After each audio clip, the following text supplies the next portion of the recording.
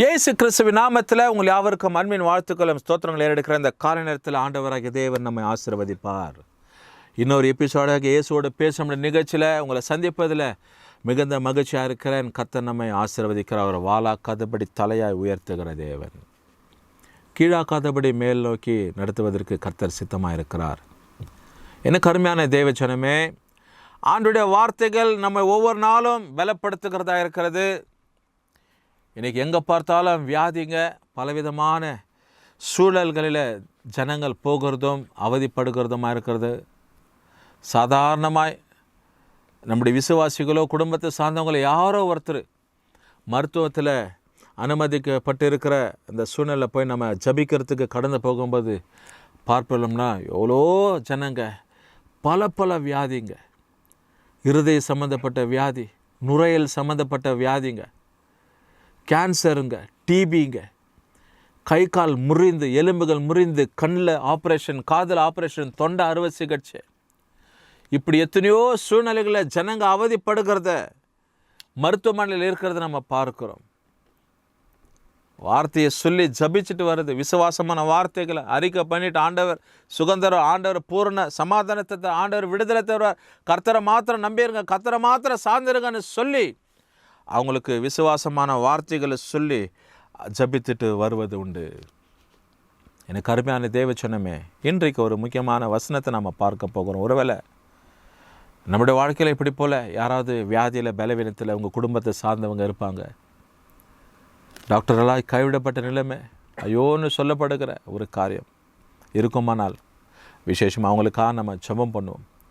எரேமியாவின் புத்தகம் 33ஆம் அதிகாரம் 6வது வசனத்தில் நம்ம இப்படியா வாசிக்கிறோம். ஆண்டுடைய வசனம் சொல்லப்படும், இதோ நான் அவர்களுக்கு சௌக்கியமும் ஆரோக்கியமும் வர பண்ணி அவர்களை குணமாக்கி அவர்களை பரிபூர்ண சமாதானத்தையும் சத்தியத்தையும் வெளிப்படுத்துவேன் என்று சொல்லி. தேவன் குணமாக்குகிறவர், ஆண்டவர் சுகப்படுத்துகிறவர். The Lord will bring heal. The Lord will healeth. Behold, I will bring it. I will bring it healeth and cure, and I will cure them all from all the reveal unto them abundance of peace and the truth. தேவன் தம்முடைய ஜனங்களை குணமாக்குறவர்னு சொல்லி, ஆண்டவர் குணப்படுத்துகிற வியாதியிலிருந்து பரிபூர்ண சுகத்தையும் குணத்தையும் ஆண்டவர் கொடுக்கிறவராக இருக்கிறார். ஐயோ, என்னுடைய வாழ்க்கையில் இவ்வளவு மரண போராட்டம் இருக்கிறது, இவ்வளவு விதமாக சூழ்நிலைகளை நான் சூழ்ந்திருக்கிறேன், எனக்கு இப்படி போல ஒரு நிலைமையானு சொல்லி எத்தனை ஜனங்க இன்னைக்கு அழுது புலம்புகிறது உண்டு. நான் யாருக்கு என்ன பாவம் பண்ணேன், யாருக்கு என்ன துரோகம் பண்ணேன், ஏன் என் வாழ்க்கையில் இப்படிப்பட்ட ஒரு வியாதி, இப்படிப்பட்ட ஒரு நெருக்கமான சூழ்நிலை அப்படின்னு சொல்லி எத்தனை ஜனம் இன்னைக்கு கதறி அழுகிறது, எத்தனை ஜனம் இன்னைக்கு வேதனைப்படுறது, எத்தனை ஜனம் இன்னைக்கு போராட்டமாக இருக்கிறாங்க. இன்னைக்கு கர்த்தர் பார்த்து சொல்கிறாரு, நான் இதோ அவர்களுக்கு ஆரோக்கியமும் சௌக்கியமும் வர பண்ணுவேன். The Lord will heal and cure. கர்த்தர் சுகத்தை கொடுப்பார், கர்த்தர் ஆரோக்கியத்தை கொடுப்பார், கர்த்தர் ஆண்டவர் பலனை தருகிறவராக இருக்கிறார். எனக்கு அருமையான தேவச்சனமே, சிறு பிள்ளைங்க, வாலிப பிள்ளைங்க, வயதானவங்க எவ்வளோ வியாதியில் இருக்கிறாங்க, கண்ணில் தண்ணீர். ஐயோ, இந்த ஜனங்கள் என்ன பாவம் பண்ணாங்க, இவங்க மேலே நீங்கள் பரிதாபம் கொள்ள மாட்டீங்களாப்பா, இவங்க மேலே மனம் இறங்க மாட்டீங்களாப்பான்னு சொல்லி வேதனைப்படுகிற எத்தனை சூழ்நிலைகள். எனக்கு அருமையானவர்களை, இந்த கால நேரத்தில் ஆண்டவர் தான் சுகத்தை கொடுக்குற, ஆண்டவர் தான் சுகத்தை தந்து ஆண்டவர் தம்முடைய ஜனங்களை ஆண்டவர் குணமாக்க வல்ல இருக்கிற காரணம், அவருக்கு பேர் கீலியாத்தின் தைலம்னு சொல்லி, யெகோவா ராஃபான்னு சொல்லி பேர் உண்டு. இந்த நாட்களில் ராஃபான்னு சொல்லும் போது ஆண்டவர் சுகத்தை கொடுத்தவர் பாரு.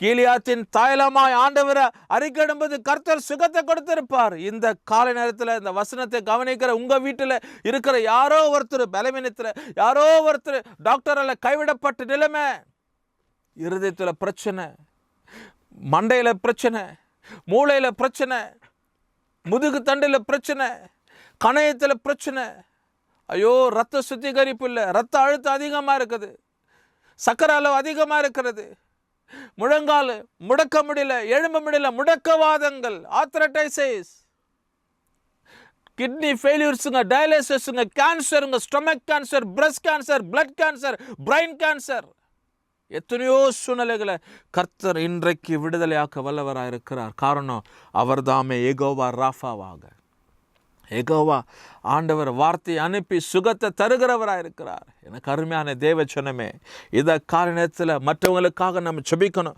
மற்றவங்களுக்காக, வியாதி படுக்கையில் இருக்கிறவங்களுக்காக, படுக்கையை மாற்றின ஒரு பகுதியில் நம்ம பார்த்தோம். எசேக்கியா என்ற மனுஷனுக்கு ஆண்டவர் பரிபூர்ண விடுதலை சுகத்தை கொடுத்து 15 வருஷத்தை ஆண்டவர் அவனுக்கு கொடுத்து 3ஆம் நாளில் தேவ ஆலயத்துக்குள்ள பிரவேசிக்க தேவன் உதவி செய்திருப்பார். ஆனால் இன்றைக்கு இந்த வசனத்தை கவனித்து கொண்டிருக்கிற உங்க வீட்டில் யாரோ வயதானவங்க, இல்லை சிறு பிள்ளைங்க, வாலிப பிள்ளைங்க, சின்ன குழந்தை, பிறந்த குழந்தை யாரா இருக்கட்டும், பலவீனத்தில் படுத்து கொண்டு இருக்குதா, போராட்டத்தில் இருக்கிறதா, ஐயோ நாங்க மருத்துவத்துக்கு போறதுக்கு எங்களுக்கு வசதி இல்லை, பண வசதி இருந்தோம், குணமாக்கப்பட முடியல, யார் எங்களுக்கு நடத்துவாங்க, யார் எங்களுக்கு உதவி செய்வாங்கன்னு சொல்லி மனத்துல வேதனையா அழுத்தமா காணப்படுறீங்களா? கர்த்தர் இன்றைக்கு ஆரோக்கியம் சௌக்கியத்தை வர பண்ணுகிற தேவனா இருக்கிறார். ராஃபாவாக சுகத்தை தருகிறவர். கீலியாத்தின் தைலம் வார்த்தையை அனுப்பி இயேசு கிறிஸ்துவின் தழும்புகளால, இயேசு கிறிஸ்துவின் ரத்தத்தால, இயேசு கிறிஸ்துவின் ஆண்டவர் வார்த்தையினால் அவனை சுகப்படுத்த வல்லவராயிருக்கிறார். என கருமையானவர்களே, கர்த்தர் உன்னை நடத்துவார். கர்த்தர் உன்னை நடத்துவார்.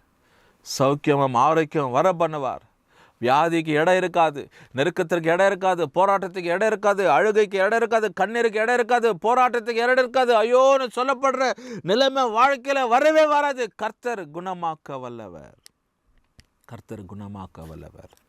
மறுபடியும் அந்த வசனத்தை வாசித்து ஜெபி. இதோ நான் அவர்களுக்கு சௌக்கியத்தையும் ஆரோக்கியமும் வரப்பண்ணி அவர்களை குணமாக்கி அவர்களுடைய பரிபூர்ண சமாதானத்தையும் சத்தியத்தை வெளிப்படுத்துவேன் என்று சொல்லி உம்மை துதிக்கிறோம், ஸ்தோத்திரிக்கிறோம், மகிமை செலுத்துகிறோம், வாழ்த்துகிறோம், கனப்படுத்துகிறோம்ப்பா.